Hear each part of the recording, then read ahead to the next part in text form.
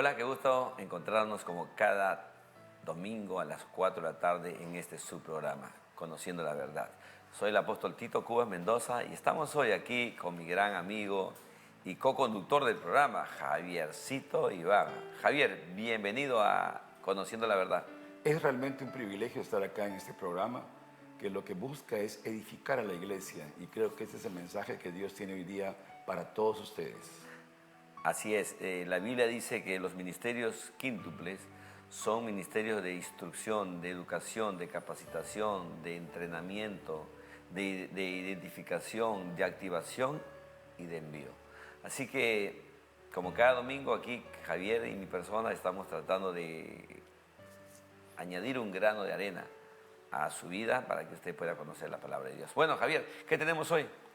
Bueno, hoy día vamos a hablar acerca de un hecho que ocurrió hace 3.000 años, pero sin embargo hoy es tan vigente realmente porque pareciera que la radiografía de Dios, y es el poder de la palabra, nos estuviera hablando de lo que está pasando hoy en las naciones de la tierra y también en la iglesia.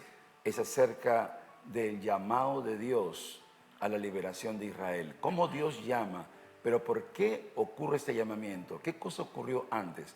Yo creo que va a haber un texto bíblico que nos va a ir expresando justamente la enseñanza que el día de hoy vamos a tener el honor de compartir. Ok, pero acuérdate algo, Javier, si tú te has dado cuenta, todo es cíclico, como que se va repitiendo de generación en Claro. generación, porque creo que los pecados siguen siendo los mismos, las inmoralidades, las ataduras, las opresiones, y Dios va desatando de generación en generación, pero creo que en estos últimos días va a haber un desatar total, absoluto y tremendo para poder avanzar hasta el destino profético que Dios ha predestinado para nosotros.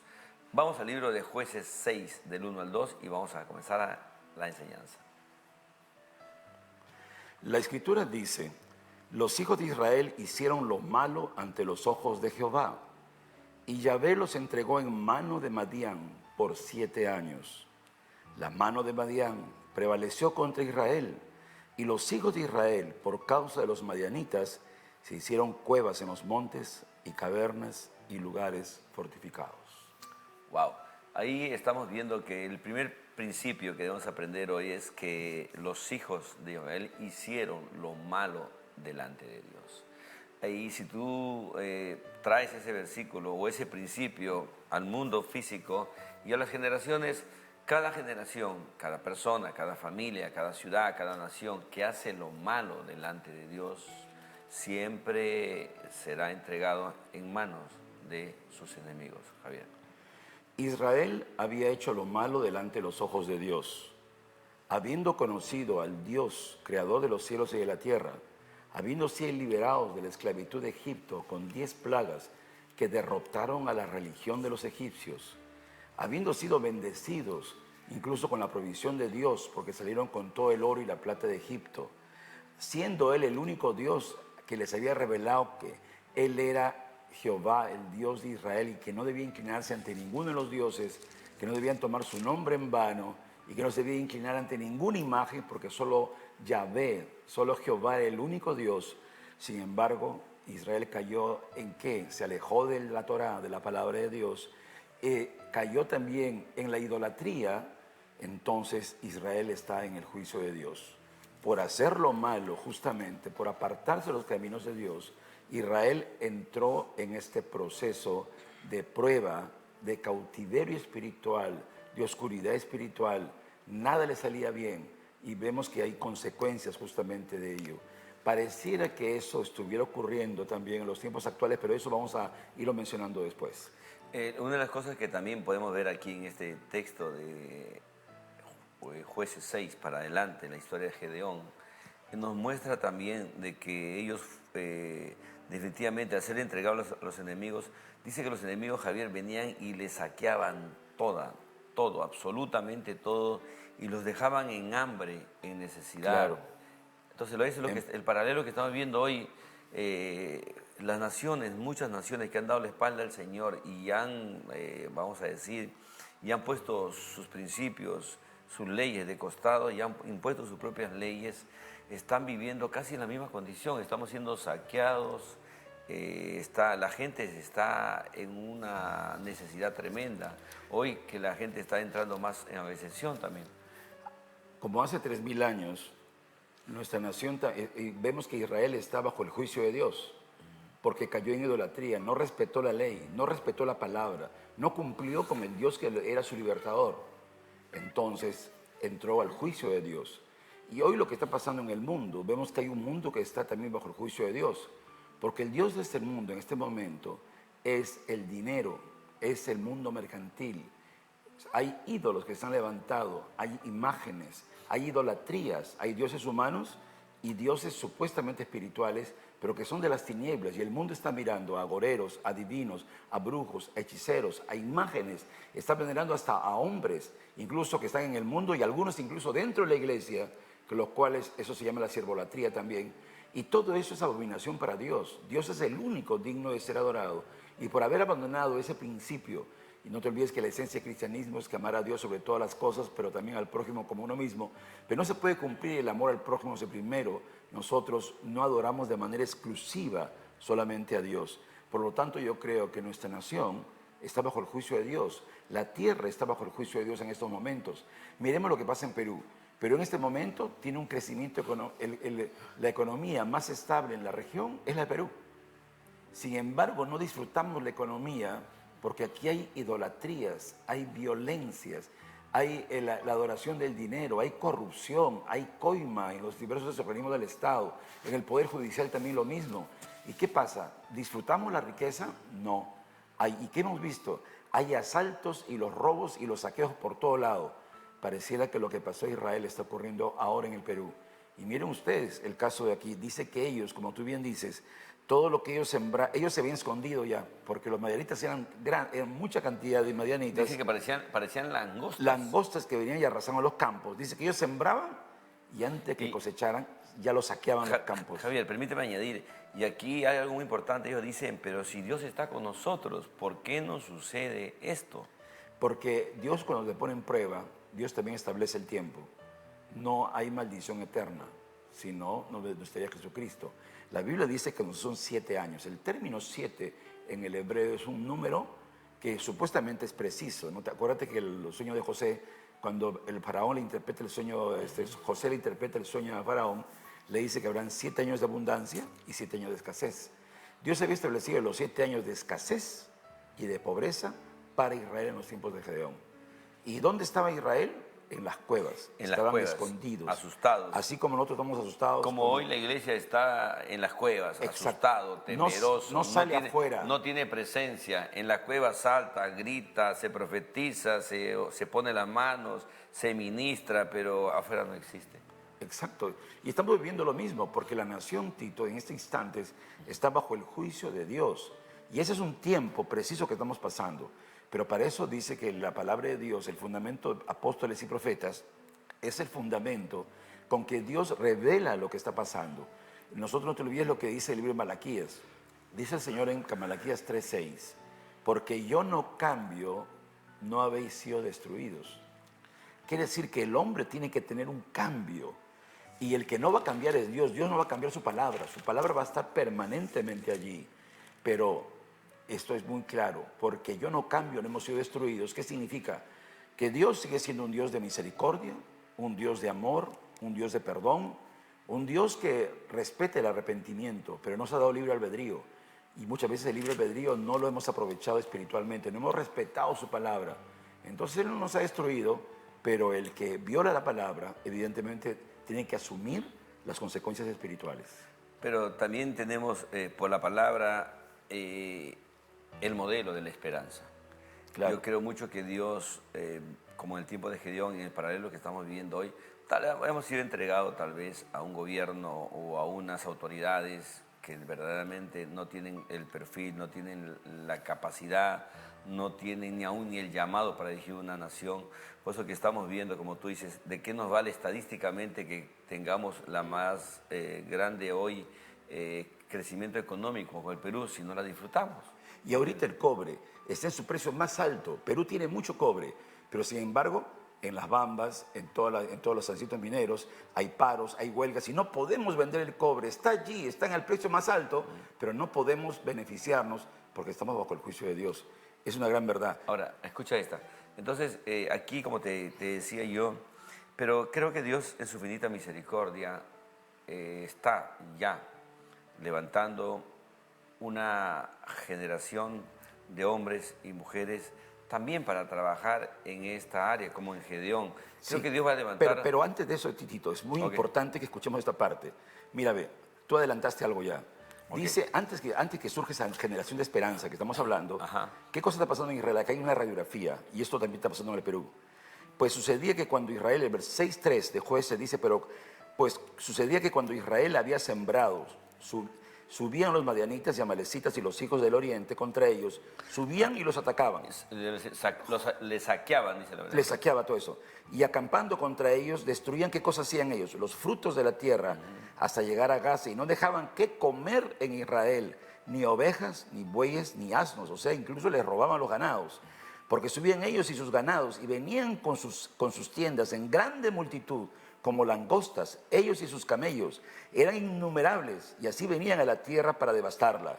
De este modo empobrecía a Israel en gran manera. Estaba en espíritu de pobreza, que es una maldición, por causa de Madián. Por eso dice, el espíritu de Madián es un espíritu que trae destrucción, saqueo y pobreza a los hijos de Israel.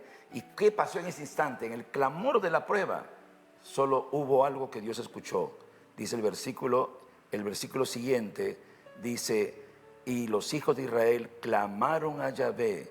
Y cuando los hijos de Israel clamaron a Yahvé a causa de los madianitas, entonces Yahvé envió a los hijos de Israel un varón profeta.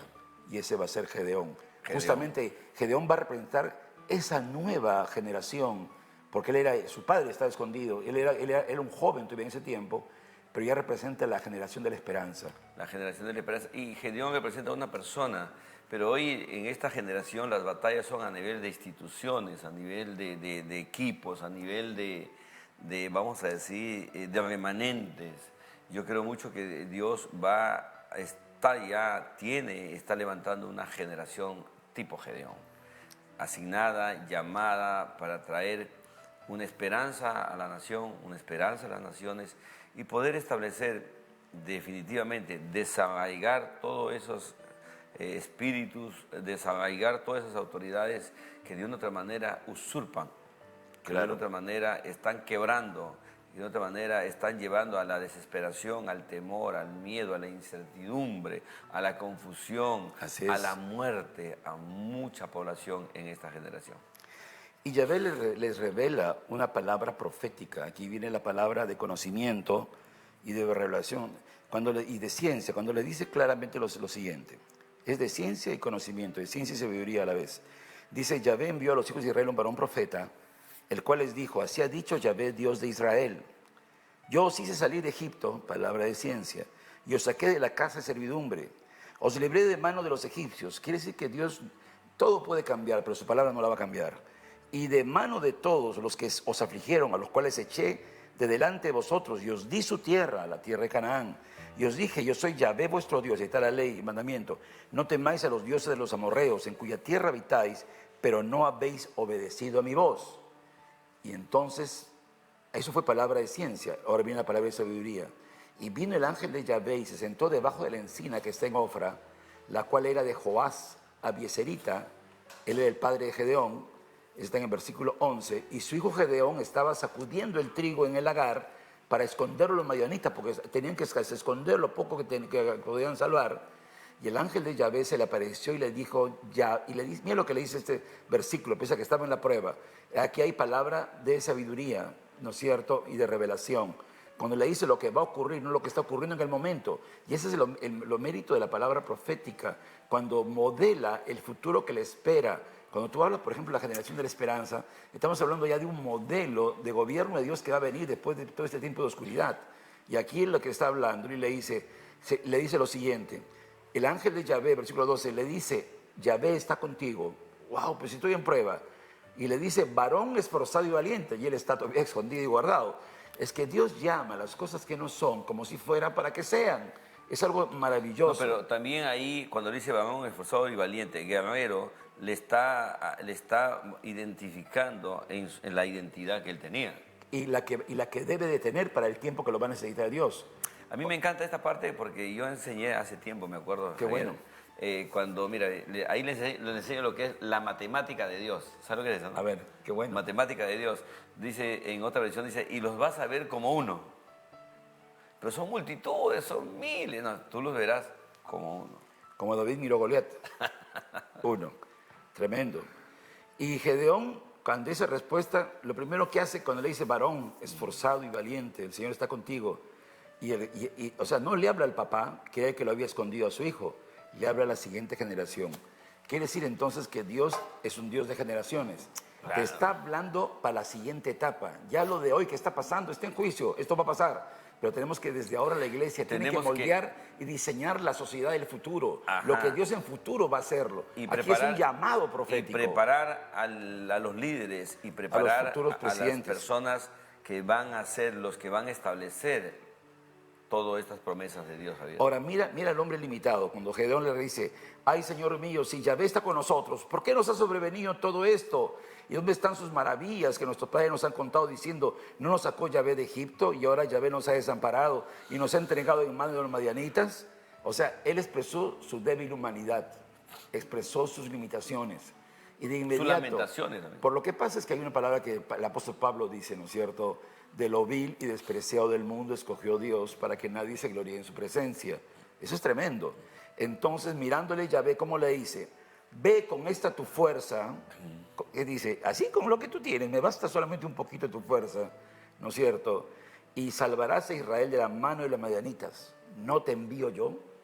Yo recuerdo a Moisés cuando el Señor le decía que vaya a libertar y Moisés decía, no, soy un niño, no, como pero Jeremías, no, no sé hablar. Y todo ponemos pretextos, o sea, nuestras limitaciones. Las excusas, los 10 excusas por qué no debo ir al llamado. Exacto, tremendo, eso es verdad.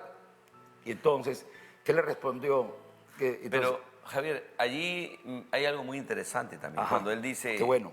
Cuando él dice, lo identifica en su llamado, lo identifica en su gracia, en su favor, en su vigor, en su fuerza, en su capacidad. Él dice, aquí está hablando, mira para atrás. Y era él. Pero aquí viene el tema. Entremos a este tema, Javierito. Habían 32.000 personas. ¿Está bien dicho? 32.000 madianitas. No, 32.000 a favor de Dios. Y Gedeón tenía dentro de su equipo 32.000 personas, dice. Ah, ya, él sí. Claro, o sea, aparentemente... Los madianitas eran muchos más. No, los madianitas eran miles, incontables, dice la Biblia. Estoy hablando que el recurso humano que tenía, vamos a decir, Dios y Gedeón en el lado ya humano, eran 32.000 personas que para cualquiera diría, wow, qué éxito, bastante gente. Pero para Dios, mira todo el diseño que tiene el Señor. Lo primero que le dijo es, diles que al que tiene miedo que vaya a su casa. ¿Cuántos se fueron? 22.000. Y quedaron 10.000. 10.000. Y ahora, y no contento con eso, escúchame, en el tiempo del COVID, ¿te acuerdas cuando vino el COVID? Entonces fueron cerrando de a poco, el gobierno dijo que 300 podían, que los locales podían meter 300 personas de aforo, ¿te acuerdas? Claro, Sí. para los grandes templos. Sí, claro. Pero aquí viene el detalle. Si te das cuenta, ellos decretaron 300, pero ya las iglesias grandes, ojo, a pesar de todo eso, cerraron su puerta. Se cerraron. Entonces, esas son para mí... Se fueron a las cuevas. Se fueron a las... Claro. Claro. Y hasta el día de hoy no salen, sacan la cabeza así, mira, sacan la cabeza, vuelven a meterla, la vuelven a... Eso te indica que la iglesia misma está bajo el juicio de Dios porque no se sabe liberar al no manejar los preceptos de Dios en estos tiempos. Porque no te olvides que a veces estamos valorando dentro de la iglesia el tipo de revelación profética individual, el ego de personas, pero Dios habla a través de los profetas para las naciones, está hablando de la nación, manejando espacio y tiempo. Es que lo que pasa es que a la iglesia no le educaron en el lado profético de que cuando Dios da una palabra, vamos a decir, en una congregación, vamos a decir, o en una ciudad, no está dando al individuo, ojo, le está dando en el mundo físico, pero esa palabra es para todo el pueblo. Ahora, sin embargo, hay un obstáculo ahí, dos obstáculos. claves que para mí son importantes. El primer obstáculo es el espíritu de temor que tenía Gedeón. Y segundo, el espíritu de inseguridad. En la primera le dice, el Señor le tiene que decir que no temas, y él le dice, no te vayas, voy a traer una ofrenda y quiero para saber si realmente era Dios. O sea, tiene un temor, tiene una incertidumbre. Y luego le pide que se moje todo, pero menos lo que había separado para Dios. Es como que una señal, ¿no? Y pidió señales, y 7 veces todavía para estar seguro todavía, ¿no es cierto? Eso te indica que en el llamado hay un trabajo de Dios para convencerte que tú eres el llamado, ¿no es cierto? Que tú eres el escogido para hacer una obra de parte de Dios. O sea, diríamos también, es lícito decirle, Señor, pero a ver, muéstrame esto para saber que es verdad. Ya, una cosa que lo digas ya una vez, Pero pero siete pidió veces. 7 veces. Y en el término 7, en la Torá, en la cosmovisión hebrea, significa parte de perfección, que es un concepto más grecorromano pero aquí hay un tema muy importante. Es como que le pidió señales sin límite. Sin límite. Exacto, sin límite. Y cuando sin límite es tu programa, pero para los jóvenes, ¿no es cierto? Pero para manifestar su gozo en el Señor, ¿no es cierto? Su alegría que tienen, porque la juventud es una virtud de parte de Dios. Pero ponte a pensar, él no tenía límites de tanta inseguridad. Y eso estaba siendo obstáculo. Y el Señor le probó todavía, ¿no es cierto? Porque hubo una prueba. ¿Cuál es la prueba? El Señor puso una virtud nada más. El que va a ser escogido, el que no deja de conectarse con Dios. Te pongo esa parte. Mira, dice, la Escritura enseña que después que él dice, bueno, los que tengan temor pueden irse a casa. 22,000 se fueron a casa. En el tiempo de COVID, esas iglesias cerraron su puerta y todavía se podía estar con 300, ¿ah? Ajá. Capacidad de 300. Yo seguí hasta el último día, que cerraron el domingo, mi último servicio, y el lunes cerraron. Pero hasta el último día nosotros tuvimos, y ahí tuve yo un flash, un messenger del cielo. Dios dice así, 10,000, todavía tienes mucha gente.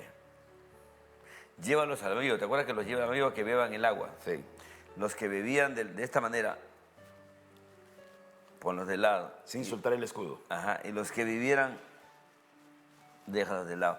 ¿Cuántos fueron los que vivieron así? 300. Ah, no, acuérdate que eran 5,000. 4,700 vivieron así. Sí. Pero los 300 Sí. vivieron. Y ahí aprendimos una escuela. ¿Cuál es? Que Dios escogió a esos 300, que cuando Dios le dijo, llévalos a beber, ellos bebieron el agua, no estuvieron con temor, con miedo, sino se concentraron en lo que estaban haciendo y confiaron en Dios, en una total y absoluta dependencia de que Dios estaba Y no con soltaron ellos. su escudo. Y que Dios, El escudo de la los fe. había asignado, La fe. y que Dios estaba a su favor. Pero justamente para que se den esos hombres preparados, lo probó Dios también a Gedeón cuando le dice, lo primero que quiero que hagas, y esa es la primera tarea, si queremos superar las pruebas, superar justamente estos tiempos de escasez y de pobreza, yo creo que aquí hay una escuela maravillosa de Dios. No, las naciones que no tienen ídolos ni imágenes son naciones prósperas en toda la tierra. La prosperidad de Israel, si tú viajas a Israel, yo estaba en Israel, es la desaparición de imágenes, donde tú ves que se adora al Dios invisible, porque del mundo que no se ve, ¿no es cierto?, se hizo lo que se ve. Quiere decir que el poder está en ese mundo invisible, en ese reino de Dios. ¿Y qué es lo primero que le pide? Le dice, lo que vas a hacer es, anda, dice, toma un toro del hato de tu padre y derribe el altar de Baal. Lo primero que le dice es, derriba todos los ídolos. Y hay que volar los ídolos que están en imágenes de todas las religiones en el mundo, con también los ídolos que están dentro de la iglesia. Por eso que hay una generación que ha pasado, porque ya no tenemos que mirar al hombre, tenemos que mirar a Dios que habla a través del hombre. Dicho de otra manera, de arriba tus ídolos, esa es la palabra, de arriba tus ídolos. Increíble. Eso es aplicable a vamos a decir, a una restauración personal, familiar, derribamos los ídolos familiares, y aún nacional. Pero en la iglesia también está llena de ídolos. Claro, el ídolo del dinero, el ídolo de la fama, el éxito, el orgullo, la soberbia, la altivez, El la menosprecio, autosuficiencia, la acepción de personas. ajá, la discriminación. Claro. hemos tenido que derribar todos esos ídolos. Porque si no hacemos eso, ¿con qué autoridad, no es cierto, podían ellos? O sea, Dios no los iba a dejar atacar a los madianitas si primero no derribaban sus ídolos. Qué tremendo es esta parte. Vemos que entonces, que una tarea importantísima es que la iglesia predique ahora algo que derribamiento de idolatrías. Ahora la pregunta sería, ¿qué Para son tener la victoria ¿qué en el son los siguiente periodo? ídolos? Los ídolos son, vamos a decir, algo que ocupa el lugar de Dios en tu vida y está por encima del Señor en tu vida. Son fuerzas territoriales de maldad que esclavizan los espíritus humanos y en la humanidad, y es algo terrible. Pero entonces vemos que Dios, que es celoso, su mandamiento es: yo soy Yahvé tu Dios, que te saqué de la tierra de Egipto. No tendrás dioses ajenos delante de mí. Eso es un mandato que Él no lo va a cambiar. Y si queremos liberar una nación de la pobreza, porque la pobreza es una maldición, tenemos que hacer derribamiento de idolatrías. Esa es una gran verdad. Número 2, ¿cuál es la segunda llave que Dios nos da ahí en el libro de los jueces para poder ser elementos de cambio en la restauración, en la liberación de nuestra nación, Javier? Pues justamente La primera hemos hablado que es derribamiento derribar la idolatría. de idolatrías. Segundo, Yo creo que lo segundo fue la fe absoluta en Dios. ajá, Fe absoluta en Dios. volver la mirada a Dios. Entonces eso significa de que se debe activar, porque la iglesia, mira, no ha discernido aún la fe. Número uno, hay la fe salvadora. Por gracia soy salvo por medio de la fe. Hay la fe salvadora, número uno. Hay la fe natural. Las personas humanas, aunque no conocen a Dios, fluyen en una fe natural.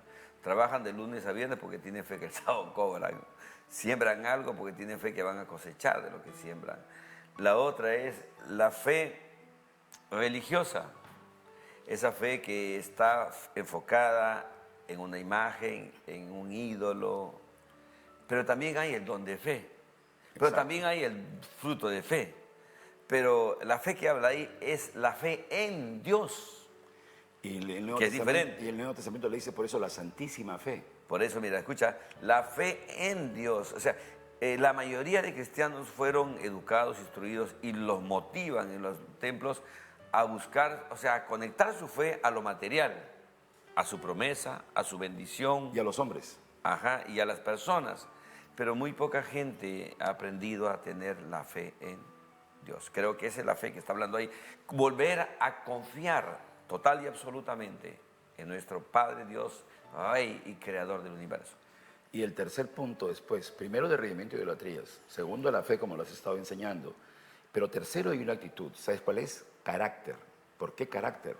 Porque cuando derriban los ídolos vas a tener que enfrentar una oposición a los que son temerosos y a los idólatras que hay dentro de la iglesia y fuera y en la sociedad.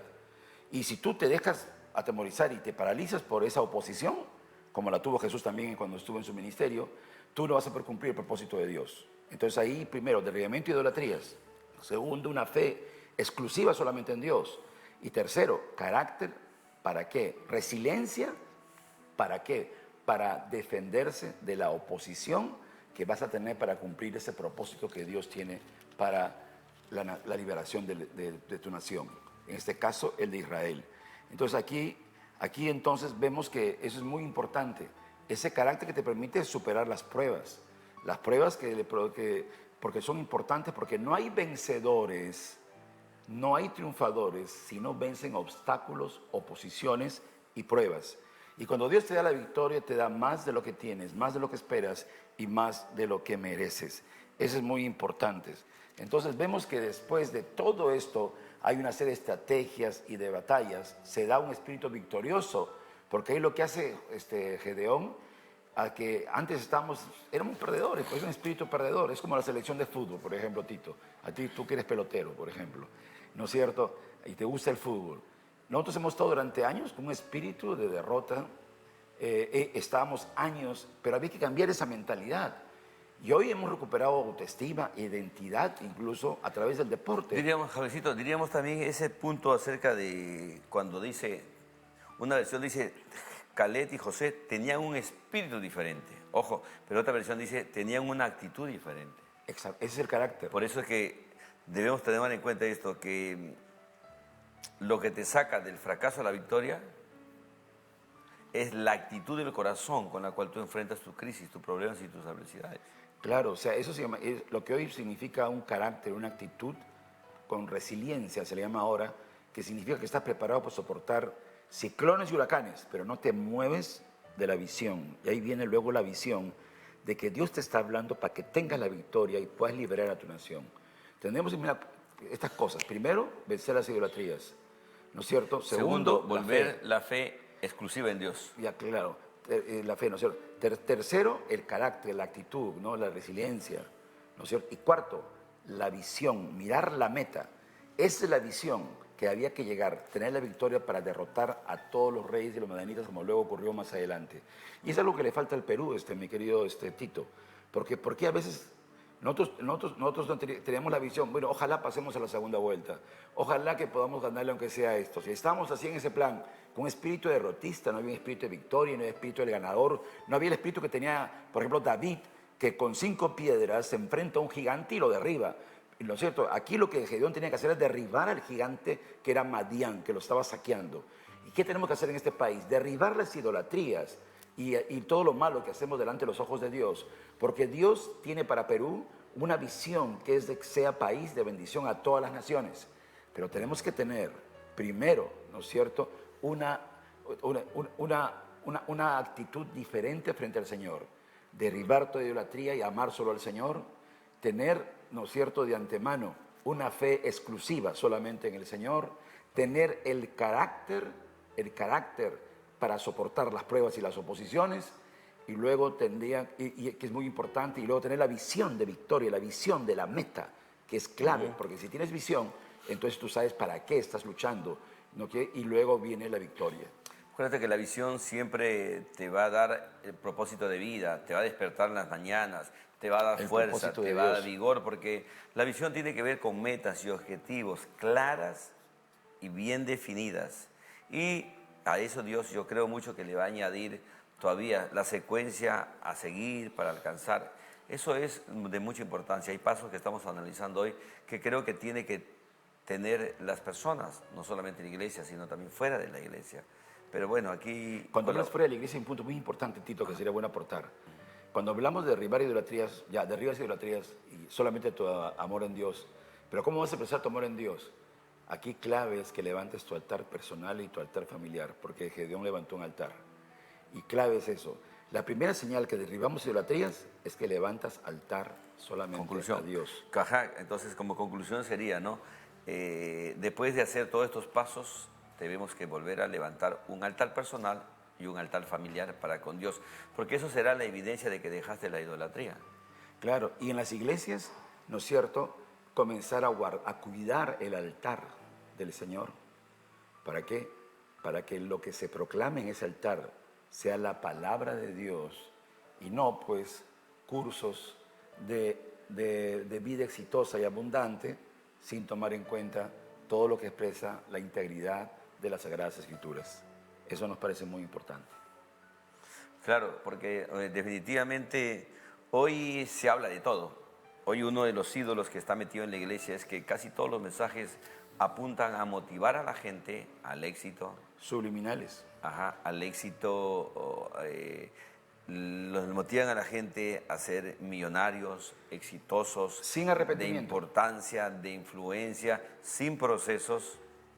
Los mensajes van por los atajos, los mensajes son como que instantáneos. Por eso digo yo, se ha levantado una generación de pastores, apóstoles, profetas de Walt Disney, porque lo que comparten solamente son magia. El apóstol Gooby, el Mickey Mouse, el profeta Pato Donald, ¿me entienden? O sea, que solamente sueltan magia. Sí, y lo verdad es que estamos viendo de que vuelve el imperio de la palabra, como decía en el libro de Amós, que él iba a dar hambre en la tierra. Pero ¿qué tipo de hambre tiene que haber? Hay una señal, o sea, la señal es que pedía Gedeón a Dios, pero hay una señal que hoy se pide. Hambre de oír, ¿qué cosa? Palabra de Dios, porque la fe viene por el oír, y el oír exclusivamente la palabra del Señor. Eso es muy importante, ¿no es cierto? Claro que sí, porque acuérdate que hay un texto, Javier, no sé si está en el libro de, creo que está en Jeremías, cuando dice que en los posteros tiempos habrá hambre de la palabra de Dios. Yo me acuerdo años, en esta pandemia prediqué eso y bueno, estudié para poder predicar y encontré que la palabra de Dios escaseó. Y ellos tenían que ir y aún cruzar ríos para buscar que escuchar la palabra de Dios. Entonces ahí donde sentí de parte del Señor de que en la pandemia se movió mucha palabra. Aquí todos se volvieron predicadores. Acuérdate que vino la era digital y todo el mundo comenzó a grabar y a soltar palabra, mensaje aquí, mensaje allá. Pero lo que yo vi y entendí es que no era que todo el mundo comience a hablar la palabra, sino cuando escaseaba la palabra, está hablando que la palabra específica que detallaba los acontecimientos que estábamos viviendo en el COVID. Las cuarentenas, ¿por qué se deben? ¿A qué se debe? Y ahí sería bueno que tú señales, por ejemplo, con la experiencia apostólica que tienes. Una cosa es dar una palabra de conocimiento, pero una cosa es dar una palabra, un rema. O sea, cómo dar una palabra revelada. Lo que pasaba era revelación. Sería bueno que sobre eso instruyas. Eso es lo que te estoy tratando de comunicar. Es que no es que cuánta prédica escuches, claro, sino que el mensaje que escuches sea un mensaje que te está dando, vamos a decir, la respuesta a los hechos que estás viviendo. La respuesta a los acontecimientos que estamos pasando, no solamente como persona, como familia, como ciudad y como nación. Y entonces, y por ende, vamos a encontrar ahí la respuesta, pero también a la vez también vamos a escuchar la palabra de solución. ¿Por qué y para qué estamos viviendo lo que estamos viviendo, los paralelos? ¿Y qué viene después de? claro. ¿A qué se debe? Para tomar las medidas, para tomar, vamos a decir, nota de lo que estamos viviendo, aconteciendo, para que podamos nosotros traer un mensaje de fe, un mensaje de esperanza, como tú decías. Los juicios de Dios tienen sus días y sus contados, no son eternos. Y el espacio también. Ah, claro, ¿En o dónde sea, no es? son eternos. Entonces, hasta tal día, hasta tal tiempo, hasta tal momento vendrá esto.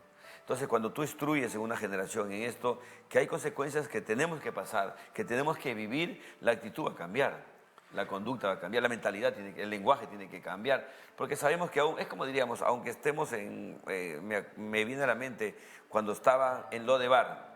Lodebar significa donde no llegaba la palabra de Dios. Ajá. Pero mientras que el rey no te mande llamar a su mesa, tienes que mantener la actitud.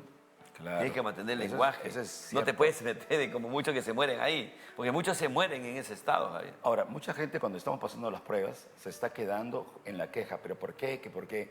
Y ahí viene ahí viene el falso profeta, que te dice, no, no es cierto, nada de eso, nada, Dios es un Dios perdonador, Él ya pasó, ya Jesucristo ya cumplió todas las tareas, el hombre ya está salvo.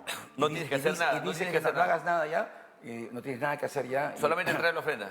Claro, trae la ofrenda, deja acá y punto, ¿no? Y ese es el falso profeta, el falso sacerdote. ¿Por qué? Porque recuerda, por ejemplo, cuando iba a ser cautivo Israel de los asirios primero y luego de los caldeos, se levantaron contra los profetas que hablaban del cautiverio que venía Israel porque estaba haciendo lo malo delante de los ojos de Dios. Entonces vino uno que decía, no, eso es falso, no hay cautiverio. Y al final hubo cautiverio. Uno duró menos y el otro duró más, hasta 70 años. Quiere decir entonces que cuando hablamos, un profeta de Dios que te habla, cuando ves la prueba, no te dice, no, esto no es nada, que vamos a mirar para adelante. No, no es así. Tenemos que reconocer delante de Dios que estamos bajo el juicio de Dios porque hemos fallado, hemos pecado y tenemos que pedirle perdón al Señor, empezando desde el sacerdote. Porque quiero que sepan ustedes que así como las ovejas pecan, los pastores también pecan, porque son humanos, nuestra naturaleza es caída desde el pensamiento, desde el sentimiento. Todos los días tenemos que purificarnos delante de Dios, justamente porque reconocemos nuestras debilidades. Pablo decía, cuando digo débil soy, entonces fuerte soy, era porque reconocía cada día sus debilidades. Él decía, de los pecadores el primero, de los hijos incluso decía hasta el abortivo. Eso significaba de antemano que para él era un honor humillarse delante de la grandeza del conocimiento del Mesías. Por lo tanto, entonces, es muy importante en estos tiempos discernir lo que es la paja del trigo, lo que es la cizaña del trigo, porque el hombre de Dios reconoce primero que el cielo gobierna la tierra y nada en la tierra ocurre sin el gobierno del cielo. como tuvo que aprender Job, que cuando el Señor da, bendito su nombre, cuando el Señor quita, bendito sea su nombre, porque todo lo maneja, nada ocurre al margen de su voluntad. Y en todo no hay que quejarse ni reclamarle a Dios, hay que entender los propósitos, porque los propósitos de Dios están justamente que venga la prueba, porque solo en la prueba nos quebrantamos, como clamó Israel. Yo pregunto, ¿quién cuando le iban bien se quebrantó delante de Dios? No, Dios tenía que derribar nuestras debilidades, derribar nuestros pecados, derribar nuestra vana manera de vivir para poder acercarnos a Él. Por lo tanto, esa es la bendición de las pruebas. Oye, pero también me viene a la mente ahora que estás hablando acerca de Ageo. Después Claro. que ellos salieron de cautividad, porque esto va a pasar. Claro, Después de de hecho, cautividad, vamos a salir. mira, lo primero que Dios conecta es que edifique su casa. ¿Por qué? Porque Excelente. es el lugar donde vamos a tener la comunión, la intimidad, de nuevo para recibir la identidad, la asignación y todo lo que Dios quiere comunicarnos para esta nueva fase, una fase poderosa, gloriosa. Pero escucha esta. Y suelta una palabra tremenda ahí, Ajá, ¿no es pero aquí, cierto? no, pero aquí vemos algo, te pongo el cuadro y ahí lo subas. Mira, es que esa generación aún empezó bonito, empezó, pero después que el Señor comenzó a entregarles, dice que dejaron las cosas de la casa del Señor y ellos comenzaron a edificar su propia casa. Yo cuando conecto esto en el mundo espiritual, estoy hablando no solamente de la casa literal física de un templo, sino la casa de Dios hoy somos nosotros. Templo del Espíritu Santo. Templo del Espíritu Santo. Edifiquemos nuestra casa. Porque la gente que hizo esto, que no entendió esto, ¿qué hizo? Mira, si tú te das cuenta, dice que comían bastante, tenían hambre. Se abrigaban, tenían frío, trabajaban duro a jornal y no tenían dinero. Cayeron en una maldición de insuficiencia también. Ojo. Tenían plata y no la disfrutaban. Ojo, o sea que hay, hasta que levantó alguien que despertó. Los despertó y le dijo, la gloria postrera será mayor que la primera. La gloria postera de esta casa, está hablando justo de esa casa, será mayor que la primera. Tremenda palabra profética que justamente nos hablaba. Yo creo que la gloria postrera de la casa que Dios está preparando, porque la palabra es eterna, no deja de cumplirse solo en ese tiempo, sino en todos los tiempos, porque ese es el poder de esa palabra. Es una palabra que traspasa el tiempo, traspasa el espacio, es eterna. Y porque él dice la Biblia que los cielos y la tierra van a pasar, pero su palabra no va a pasar. ¿Esto qué significa de antemano? Que Dios está preparando algo glorioso y grande que viene, pero lo grande que viene no puede venir sin quebrantamiento. No, Esa es la prueba que y tenemos. también no va a venir por los 32.000, por los 10.000, por los 5.000, vendrá por los 300. Exacto. Ese es un remanente pequeño que... Manada pequeña, decía por eso Jesús, a mí me aplació daros el reino. Ajá. Eso es una No manada teman, pequeña. no teman, dice Hay manada. una reserva moral allí que Dios estaba levantando. Y cuando hablamos de esa reserva moral, Javier, vamos a hablarlo abierto. No solamente está hablando de la ciudad, porque todo lo conecta con la ciudad, la nación, aún dentro de la iglesia, Javier. Por supuesto, porque miren, Porque acuérdate que el juicio vendrá por primeramente la a la casa de Dios. Y hay que reconocer que en esta pandemia muchos siervos han pasado a la presencia de Dios. Muchos. Y la verdad que muchas iglesias incluso han cerrado porque han desaparecido sus líderes. En la misma iglesia está bajo el juicio de Dios. Y el país está bajo el juicio de Dios. Esta es una cosa que está ocurriendo y nada es casualidad, pero también estaba profetizado. Acuérdate que el mismo Yeshua, el mismo Jesús, que es el espíritu de la profecía, como dice Apocalipsis, él dijo que en los posteriores tiempos iban a haber guerras, rumores de guerra, como el que hay ahorita entre Rusia y Crimea, como también él dijo que habrían pestes, persecuciones, hambre, terremotos. Son señales del fin, pero no es el fin. Todavía estamos en el trato de Dios. Dios ama al mundo, por eso dio a su Hijo para que el mundo se salve, pero el mundo tiene que hacerlo bajo el trato de Dios. Javier, vamos a concluir, ya nos quedan pocos minutos, te quiero comentar algo. ¿Qué piensas tú de la iglesia que está metida en las cavernas?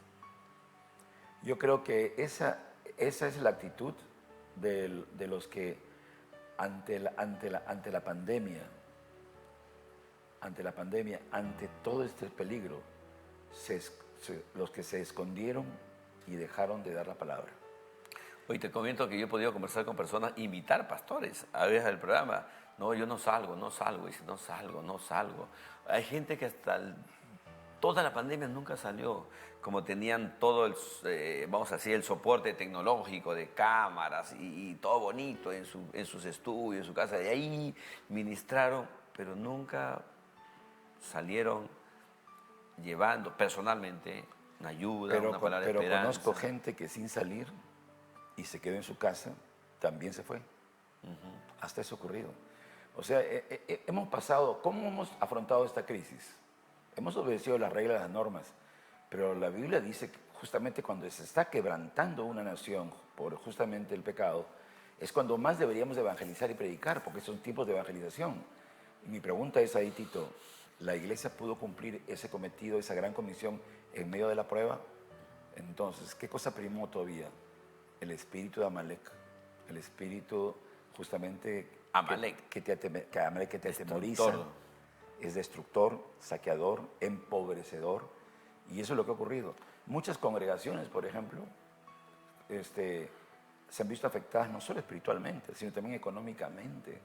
Y hay muchas crisis económicas que vienen justamente porque no estamos actuando rectamente delante de Dios. Ahora, cuando Josué también le dice al pueblo que tenía, le entrega el monte, dice, aunque hoy es bosque, el monte que le piden Josué, ahí dice, aunque está Amalek, aunque tenga carros fuertes, carros de guerra, ¿escucha? Entonces, lo que yo entendí en esos años cuando prediqué ese tema, me acuerdo, es que nuestra promesa está aún en medio donde está el espíritu de Amalek. Exacto, y eso es lo que tenemos que hacer resaltar, porque el Dios que tenemos es el Dios verdadero. Y es el Dios que lo primero que hizo cuando salió de Egipto Israel es derrotar todos los dioses egipcios. Y eso es lo que va a pasar en el futuro. Todos los dioses de todas las religiones que hay en la tierra, todos serán derrotados. Van a caer. Van a caer todos. Así es. Incluso visibles e invisibles, porque hay espíritus territoriales invisibles, que se nota que de oscuridad. Por eso también. que hay dos tipos de enemigos para nosotros, los visibles y los invisibles, Exacto. Los naturales y los espirituales. Bueno, Javier, tremenda cátedra contigo, no hay nada que hacer. Estás en política, estás en finanzas, estás en religión, Estamos preparando una generación para gobernar el país. Qué privilegio sentarme contigo y poder hablar acerca de estos temas. Que el Señor los bendiga, los guarde y los cuide en estos días. Nos vamos despidiendo ya del programa. Javiercito, tus palabras de despedida en Conociendo la Verdad.